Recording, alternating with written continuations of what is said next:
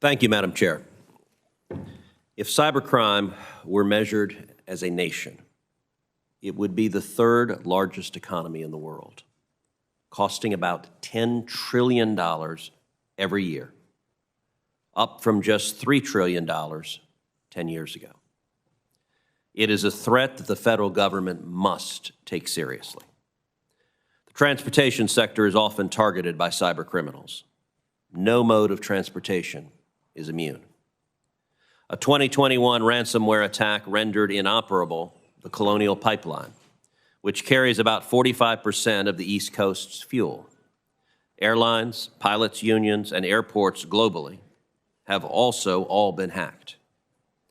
While the Port of Seattle recovers from the August hack, it appears travelers were largely spared from widespread disruptions. I look forward to hearing from SeaTac Managing Director Lance Little on how the airport responded and any lessons learned. I will note that Mr. Little spent 5 years working for the Houston airport system before going to SeaTac, so I'd like to extend a special welcome to him. Airlines, airports, and avionics manufacturers invest heavily to fortify their technology systems and to protect data. Cyber defenses are expensive and ever-evolving due to the nature of cyber threats. But we should be cautious about placing too much faith in more regulation and reporting requirements to protect us. I am concerned about the dozens of potentially duplicative cybersecurity reporting requirements that regulated entities must already comply with. There may be a better or more effective way to keep critical infrastructure secure than more box-checking compliance activities. Skepticism about new compliance burdens is well-founded. The federal government itself has a lousy track record of protecting data from cyber attacks.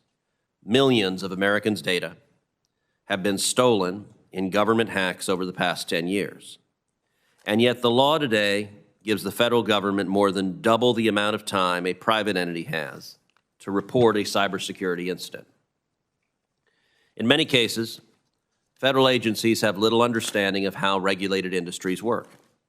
For example, when the Transportation Security Administration first issued security directives on cybersecurity requirements for pipelines, many of the mandates were impractical and had been designed without any private sector input. The TSA set unrealistic timelines for pipeline operators to effectively overhaul their cybersecurity practices and applied cybersecurity requirements typically required for computers, such as updating passwords, to things like sensors that monitor pipeline processes.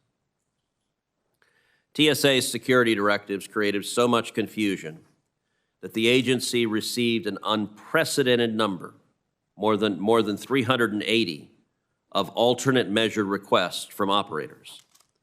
Had TSA used a regular rulemaking process with notice and comment, rather than issuing directives to industry without input, those mistakes might have been avoided.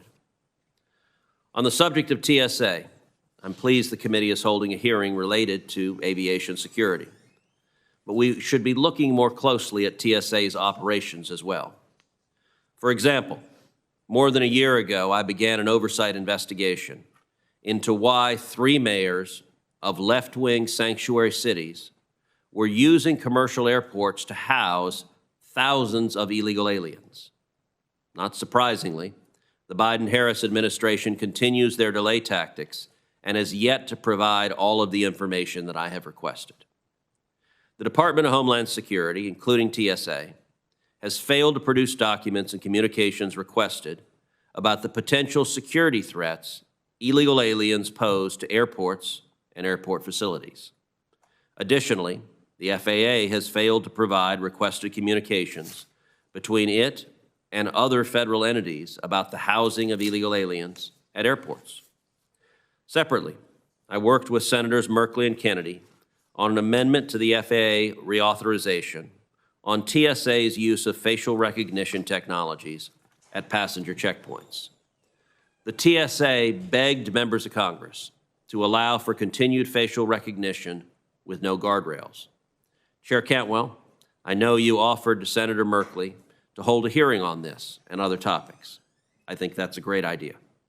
The TSA and the DHS must be more collaborative in their work, especially their rulemaking.